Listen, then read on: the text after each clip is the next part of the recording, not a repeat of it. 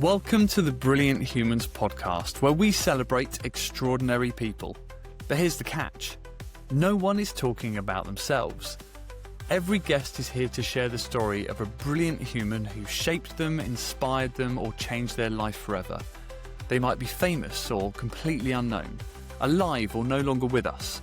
A teacher, a parent, a stranger, a leader, a friend. These are real stories, honestly told. Stories of kindness, creativity, courage and connection, because brilliance deserves to be shared.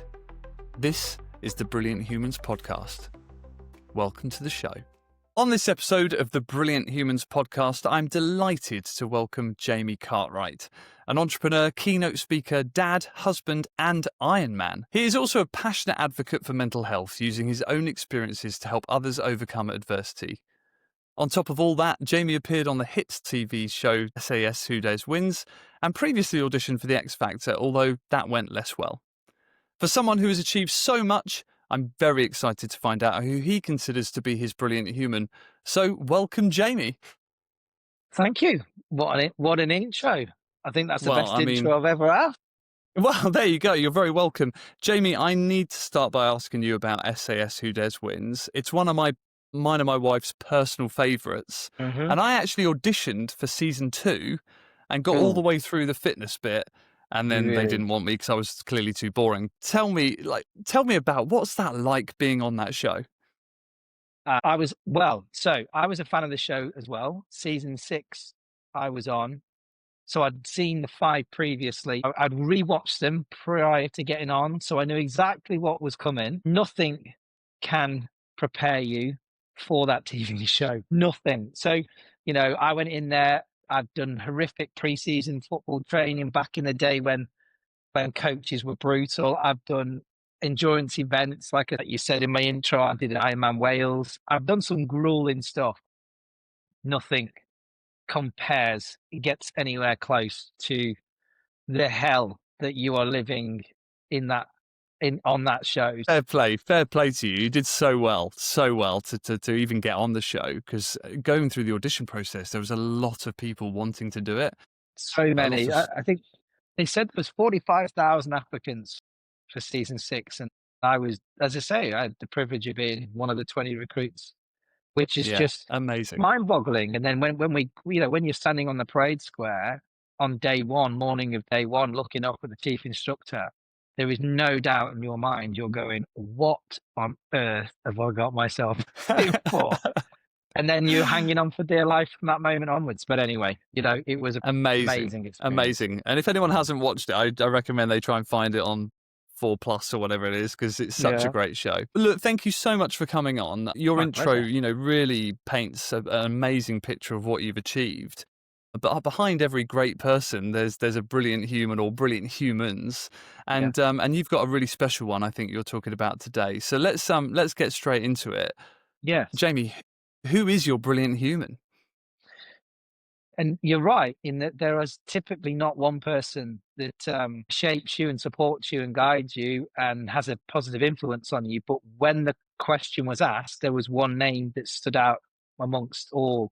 And that is a gentleman called Bob Bowers. As we like alliteration, that helps me remember. So Bob Bowers, he's got a great name to start with.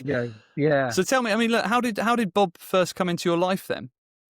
So Bob, when I was 10, maybe 11 years of age, I played for a football team in Staffordshire. And they were a pretty good football team in the sense that they were building a club. They weren't a professional outfit. They were a grassroots, your kind of traditional lads and dads outfit. And he was the chairman. He was the chairman of the football club. Bob was also a successful business person. So he was building this club and self-funding it. So this is going back to 1992-3. And he started the club from a little under-7s team in 1987. His son was part of that team. One of his 2 sons was part of that team. And he managed to, from 87 to kind of early 90s, he ended up building this club from, as I say, to 7 lads playing down the park, really, to a 22-acre site, home of Stone Dominoes Football Club, as they're called. And Yeah, and I was invited. They were doing particularly well, and they were known in the area for being the teams to beat, really, or the teams that won everything. And I got invited to go and play for them because I was showing a bit of a talent at football at that age. And that was when I first met Bob Bowers. So he was the chairman of the grassroots football club that I was playing for when I was sort of 10, 11 years of age. Wow. And as a 10-year-old, what was your first Mm. impression of Bob Bowers then? He's obviously, in a sort of figure of power. He's the chairman of this club. Yeah. What do you remember thinking when you first met him? What I remember of Bob was he was he was a people person, right in the middle of everything all the time. Now, there's no doubt he has a way in the way that he leads people and the way that he, as a self-made business owner and to be the chairman of a football club, you have to have something about you that can sort of inspire people to support, certainly in a voluntary capacity like grassroots football. So Bob definitely was a man of the people and was in and amongst it all the time. So he's the one that was there before everybody else on match days, picking the litter out of the bushes on the entrance. That kind of stuff. He was mucking in, and he was living and breathing everything. What you say now as a true leader should. He was the chairman, but he was the cleaner, the litter picker. The guy serving behind the counter the tea. And in his professional life, he was running a successful company that he built from nothing, that he ended up selling, for millions. And so he got this in his professional life over here, and then he would turn up, zip his kind of manage his jacket on, and then would be picking litter and serving teas. So that's the guy that I met. And also he wasn't at the forefront of the football. So whilst he was the chairman, he had people delivering the quality of the football for him. And so I suppose when I look back, he was already doing right by everybody and not sort of egotistically driven to be the front of everything and leading everything from the football point of view. He was willing to create the space and then allow others to actually be experts in their area. And again, what I now know of Bob, as he's acted as a mentor really of mine throughout my life, what I now understand about Bob is those fundamentals that built this grassroots football club were there then, and I later learned them as an adult, if you see what I mean. But I now can Yeah, relate yeah. to the person that he was back then. Yeah, Yeah. And so, I mean, you ended up going professional. So do you yeah. credit Bob with creating an environment that allowed you to do that then? So interestingly, you're right. What happened is I played for Bob's teams for 2 or 3 years. Then my football got more serious in the sense that professional clubs at around 13, 14 want you to be more exclusive. Nowadays, they want you to be exclusive at 8. So, but back then, it was getting more serious when you got to the ages of 12, 13, 14. And I signed what I think were called associate schoolboy forms at 14 for Stoke City. That then meant I was exclusive to them at that point. So I had a window where I went from what I'd call sort of true grassroots lads and dads, so the teams I played for before. I then moved to Stone Dominoes, which were most of the players went on to sign for teams. So it was kind of like that stepping stone to then move into the professional game. So I was kind of getting professional level coaching really with Bob and his teams. No, I absolutely was getting professional level coaching. And so then I was able to move into the professional game, and it wasn't a big step because of that. So yeah, so to some degree, Bob definitely gave me a platform really to get used to what it was like to be in professional sport. Which is just incredible. It's funny, we've had a previous guest on here, a guy called Steve Shaw, and his brother is Paul Shaw, who played for Yeah. Arsenal and various other teams. And we were talking about how difficult it is to break, even just go from grassroots to getting a schoolboy contract and then going Yes. even further. So, Yes. unfortunately for you, it didn't Yeah. quite pan out. So what is Bob, how was Bob Mm. there for you when it didn't work out? Was he there as a Okay. safety net? So isn't it funny how when you really need help, the people who you truly can rely on are the ones that you call or the ones that come to mind quickly. So I was 21 years of age when my second contract had been cancelled. So I'd been at Stoke until I was 20. I did 2 years as a scholar and 2 years as a professional, got released at 20, was on the scrap heap, as they call it, at the end of the season, where there's about 3,500 footballers who are out of contract trying to find deals. Very difficult. I got a deal. I got a deal with Telford United, who were full time, but yet in what is now called the National League. I did a year with them. They went bust. I was released again because they couldn't afford to pay anybody at the end of the season. And then it was like, right, I'm 21 years of age. I'm back on the scrap heap. By that point, I was emotionally spent, as well as, my motivation, the reality of being a multi-million pound famous footballer playing at top flight had gone. And it was sort of, you're sitting there contemplating your future. And I remember I decided, and when I say I decided, maybe if I'd have tried to get another deal, I wouldn't have got one, but I decided to not try. I was like, I'm done with this. And so I'm out of contract. I've got no income. I'm back living at home. And Jamie the footballer, which I was going to be from the age of 7, I was always Jamie the footballer. Everyone knew me as Jamie the footballer. I'm now Jamie, not the footballer. Jamie, the failed footballer. Jamie on the dole queue footballer. That's who I become. When you're 21 and you don't really know what to do with yourself, I knew nothing else. And so, who did I call? It wasn't Ghostbusters. It was Bob. And I was like, right, Bob, here I'm at. This is where I'm at. And so you're talking. If you think about it, I left Domino's probably in 93, 94, and then I rang Bob in 2001. And I said, Bob, I'm in a bit of bother here. So he said, why don't you meet me on site? So I went back down to the Hoverstone Dominoes, which is in a little village called Yarnfield in Staffordshire. And we met on site, and his site had got even better. I was like, the pitches are beautiful, and it's just a mecca for football. And Bob said, right, what's going on then? And I said, well, I haven't got a job. I'm out of football. I don't know what to do. And he said to me, I'm going on holiday for 2 weeks. Go and get yourself a job, any job. He said, and then when I come back, we'll have a conversation.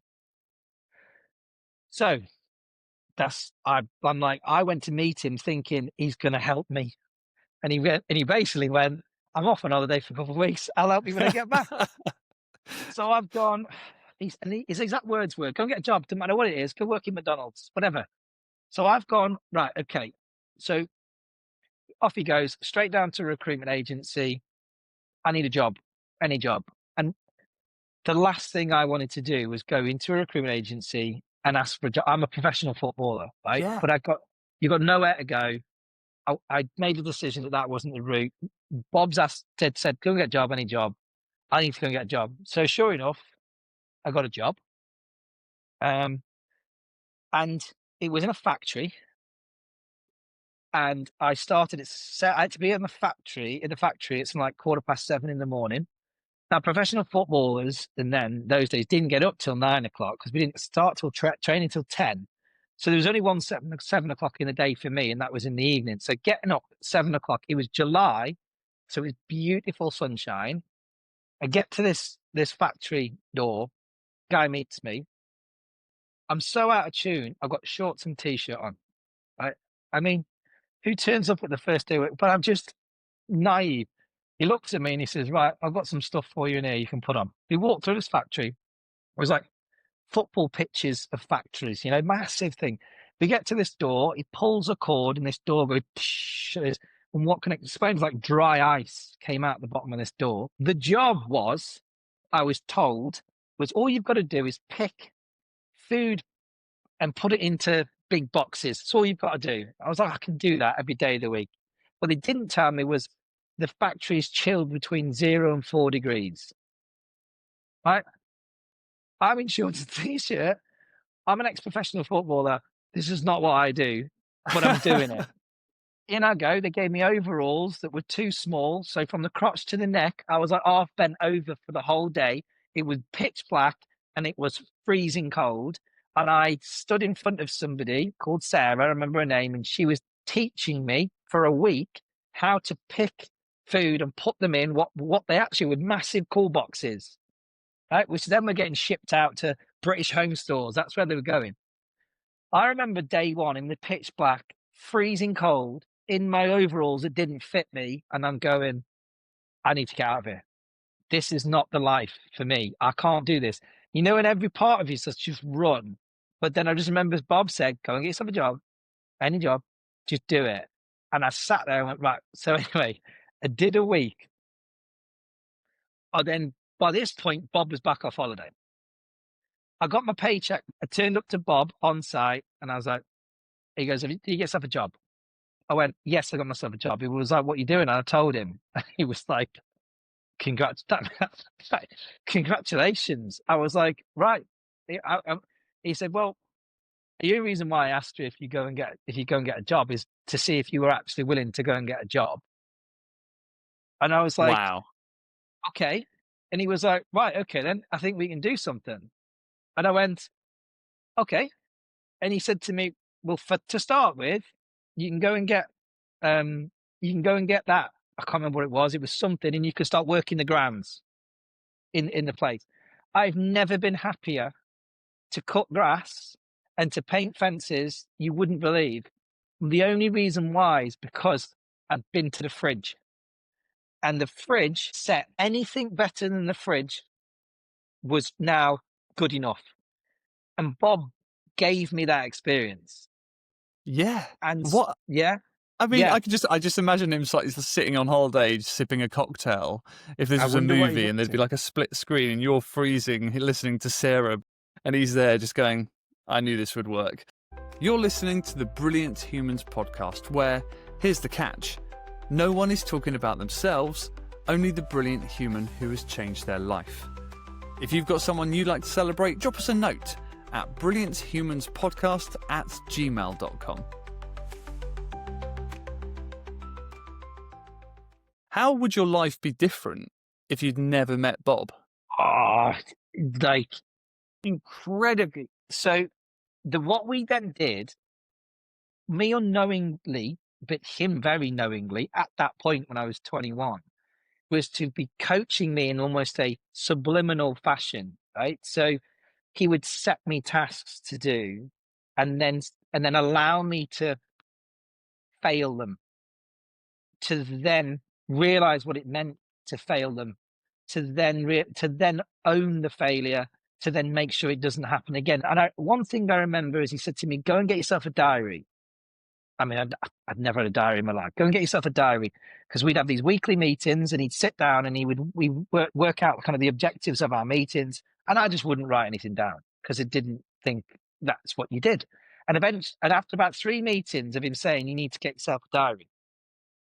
One of the reasons why I didn't get myself a diary is because I was skint. I hadn't got a penny. And he went, Jamie, this is the 3rd meeting. Why haven't you got a diary? I went, well, and he was like, and he gave me 20 quid. He went, there's 20 quid. Go and get yourself a decent diary. I didn't understand the value of a diary, so which is the reason why I didn't buy one. And then he's then gone, look, just go and get a diary. Then I started to understand the importance of writing down your objectives and having accountability to things, and then how you start. So these things he was waiting for me to understand. And if I was to be employed by anybody else, I wouldn't have lasted 5 minutes in the job. But Bob waited and was patient and allowed me to fall over and get it wrong and realize what I needed to do to get it right. And for those 2.5 years that we worked together, he instilled in me kind of fundamentals of just what it means to get the basics right. And then those basics are principles of life. Yeah. And then I carried that forward. And Bob came back into my life late on in my first business, which is another extension, which goes deeper into him coaching me again, even further into how to truly run a business and how to truly lead and inspire people and that kind of stuff. So he comes back into my life. I mean, 10 years later after that, he was never out of it, but in a very formal supporting capacity again. From a professional point of view, he comes back into my life later on and taught me a whole host of new skills that I then took in and have taken on for the rest of my life. Yeah. And again, it's so funny. You said about him giving you a diary, and it was funny because I realised I have a person in my life that gave me a diary, and and it was a lady called Jean Day. And before Mm, Jeannie, I was just living my life pretty chaotically, all over the yeah. place. I didn't, again, accountability, use the word. And I remember Mm, going into her office one day. This was slightly, so this was at like a youth theatre school. And she just had this diary and she went, right, that's for you. And it changed I don't, it sounds dramatic, but it changed my life. And it sounds like the same with you. So the parallels is why I'm smiling. yes. But you mentioned you mentioned a couple of times that he was a man of values and he had all these Mm. lessons that he wanted. What values was he living by then? What the values that you carry with you today from Bob? Okay, so he said to me that he has two sons, 1 year older than me and one bit older. But he said to me once, his job in this life is for his sons to be a better version of him, right? So I was kind of like, and he might have used slightly different words. I don't want you to think that he was trying to mold his children into a version of him. It doesn't mean that. He meant that he's put on this earth and he has had children, and his responsibility is to steer, guide, and support them to be better versions because he has the wisdom that he's learned through his time on the earth. And that time on on the earth, he wants them to kind of jump the hurdles of life so that he imparts his wisdom onto them and support and guide them in their life. So when he said that to me, my job is to make my children better than I was. Just thought, like, I remember, I mean, obviously, I remember it clearly. It was a profound moment for me because I standing in front of an individual who was successful in everything that he did. And yet he felt that his one true purpose in his life is to support and guide his children to be better versions of themselves and better than him. And I was kind of like, that's really cool. There's so much in that when you break it all down. And I wanted to do that. And every business that I've ran is typically in the health and fitness sector. And fundamentally, what we do is support people to be better versions of themselves from a health and a fitness perspective. So everything that's driven me has not been zeros in my bank account. It's been the effect that I have on the people that work within our organizations and then the customers that engage with our organizations. And that's what drives me and has driven me forever. And I all feel that this all comes from being with Bob at that really important time in my life where I was 21 and having to reset, refocus, and relearn what life actually is. And those 2.5 years, Bob gave me those fundamental skill sets. That has gone on. And so I remember clearly him saying to me, and it's funny how these things come into your mind as you're talking. So his dad was also called Bob, and he was a smaller, more diminutive figure. So he would kind of drop in and he said to me, so his dad said to me, Jamie, do the ordinary things well and you become extraordinary. He had a bobble hat on. It was the middle of winter. I can see it now. And you just pop, when people sort of grab your arm like that, and they just grab your arm and they just lean into you. Didn't say much. He said, Jamie, do the ordinary things well, and you'll become extraordinary. And he said that, and they just walked off. And I knew that he talked to Bob. I'm pretty sure this is what happened. Bob would have told his dad how I'm getting on. And the one thing I wasn't doing right, I wasn't doing the basics right. I wasn't necessarily turning up on time. My work ethic wasn't quite right. My understanding of what Bob was asking me to do and taking that on board and executing as I was being requested, the accountability factor. I wasn't doing all those things right. And Bobby Senior just said that to me. And I kind of went, I think I know where this is coming from. And that has been a standout mantra for me ever since. And so another wonderful, brilliant human being that said that thing and then taking that and then adopting it to what Bob's kind of coaching and how he was supporting and mentoring me, then I started to understand what life is actually about. And it isn't about all of the other stuff. All of the other stuff, the material, presenting as something you're not, all of those things, which is really the football world I've come from. Actually, this world is about do the basics well, consistently, to the best of your ability, and everything else will come off the back of that. And I've reverted to that because we all get pulled in different directions and we forget necessarily what the keys to success and happiness are. And we go in these different directions and we get persuaded and we get pulled. And I've always come back to do the basics well, consistently, and you'll never go far wrong doing that. And Yeah. that's the Bowers family. Wow. And do you know what? I will now think of Bob Senior.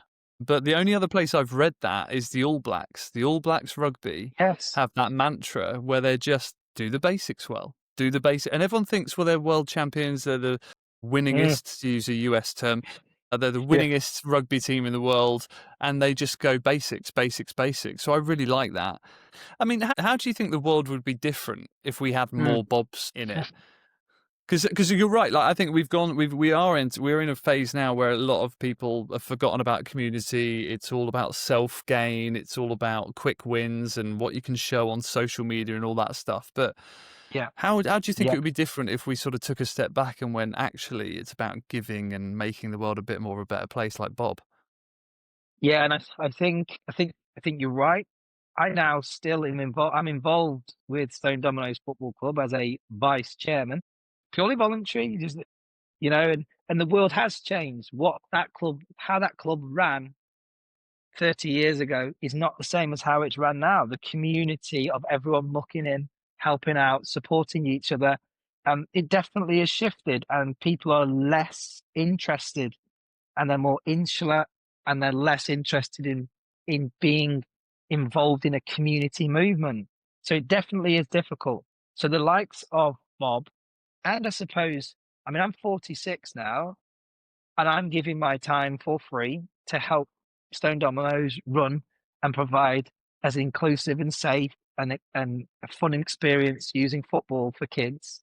So I'm doing what Bob has taught me to do and what innately I was built to do, I believe anyway. So hopefully he has had his influence, and there are more people like Bob in the world because he did what he did for me and for others. I shall continue that legacy. And I've never said I won't help anybody that's ever picked the phone up to me. Do have the history tells me that people do pick the phone up and ask for support and help. So actually, maybe all I can do is carry on passing on the kind of the same open-armed approach that Bob had for me, and I can just pass on what he taught me. And I am doing exactly that. Everybody I've ever had part of my companies, anybody that I've had part of anything I've ever done, I use an awful lot of what Bob taught me to help them in their lives when they're in their either struggles or whatever it might be. So I think the world would definitely be a better place if there was more of Bob's about, and it's never been more needed. Yeah. And I think this conversation we're having, whoever listens to it, I would hope that if they were thinking about being involved in their local sports club to support them, maybe they'll go, "Hey, did you still need that help?" Yeah. Because Yeah. that's And it what it's might all be a about. sports club, it might be like a youth group or Yeah. a scout group or whatever it might be. But yeah, you're absolutely right. Be more Bob. We need to all be more like Bob. Yeah. More And I like know Bob. people listening to this will be thinking, because we've been talking about Bob Mm. in the past tense. What's he? Yeah. Is he still a?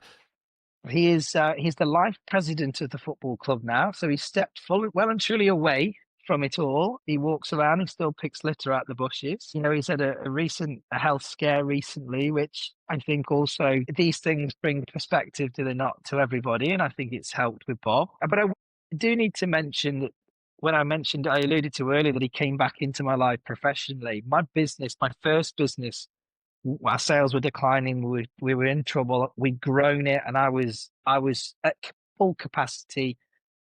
Into my emotional overdraft, reserve tank empty. Who do I call? Bob, I need your help. Sit down with Bob. He then turned the business upside down, which is what was required He worked with me for about 18 months to mentor and support me. And I changed nearly everything that I did in the business in about how I acted. Everything I was doing, I thought was right because I cared so much about all the people in my business, but I was actually letting them all down, unknowing to myself. He came in and gave me all of the right structures that needed to be in place to actually support the people in the business. And the best thing he said to me was, Jamie, in life, we have this hierarchical system. So we have a prime minister, and then we have everybody. And therefore, we have a culture where if you are the owner of the business, you sit at the pinnacle of the triangle. He said the best thing you can do is flip the triangle upside down and realize that your job is at the bottom of the triangle. And your job is to support everybody above you to be the best version of themselves. And then if you look at it that way, you will ask all the right questions. And it completely flipped how I approached everything. He then taught me how I then support everybody in the organization to be the best versions of themselves. And that is true leadership. And from that point, I was then able to be twice as effective, half as busy. And I then was able to support everybody professionally, not let them down professionally. And from that, I then took all of that learnings in to everything I've done ever since. It's just revolution. It's just remarkable. Yeah. And the flipping on its head, that is genius. Like, I'm quite a visual person, so flipping that triangle round, that's incredible. Look, I mean, how can others, I mean, I think, just by listening to this, I'm certainly going to take all of this stuff away, and I know for a fact I'm going to be using this stuff in my life, and I'll always think of Bob, and I'll think of you. And I talk about the halo effect of brilliant people, and brilliant people have this halo effect. So how can others follow in their in Bob's footsteps? Yeah, I think it's interesting because you've got like people have different reasons that they walk this planet, right? Everyone's got different reasons.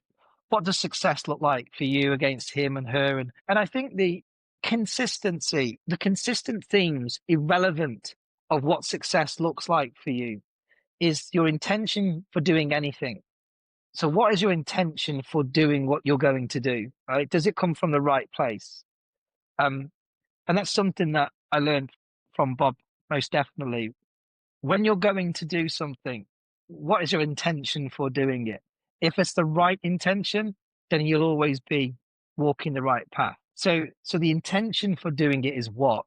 And if it's for the right reasons, you're already onto a winner to some degree. Then don't try and do anything other than the basics well.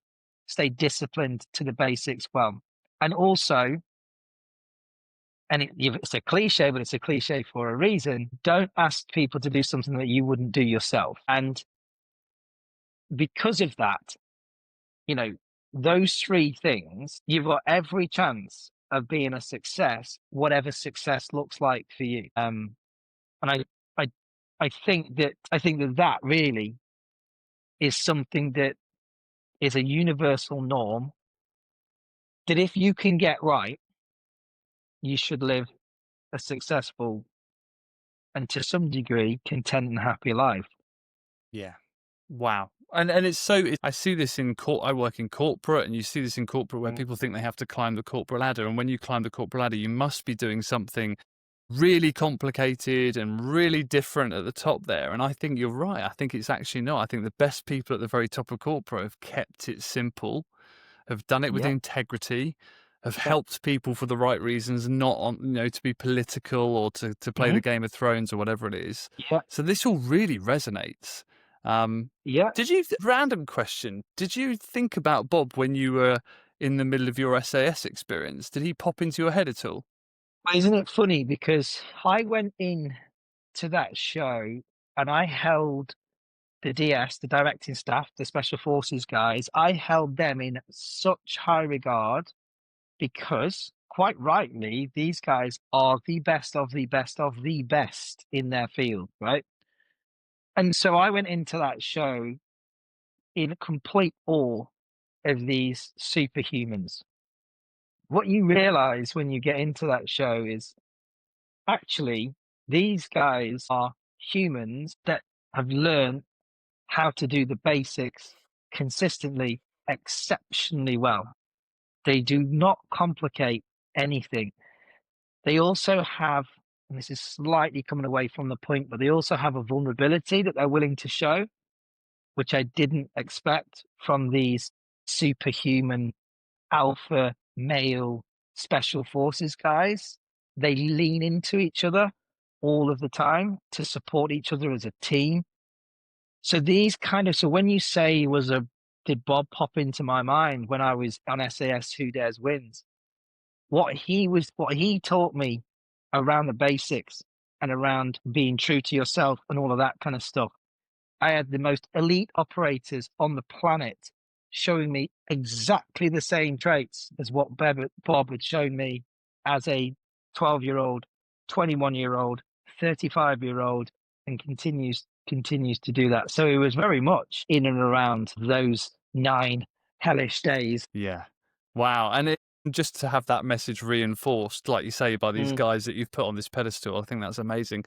Jamie, I feel like I could talk to you all night about Bob and we could share lots more stories, but sadly, time is running out. So I always like to leave with this question, and I really hope that Bob gets a chance to listen to this, because I really hope he realizes how much he means to you. But my final question to all our guests is, what would you say to your brilliant human if they are listening? Well, first of all, thank you.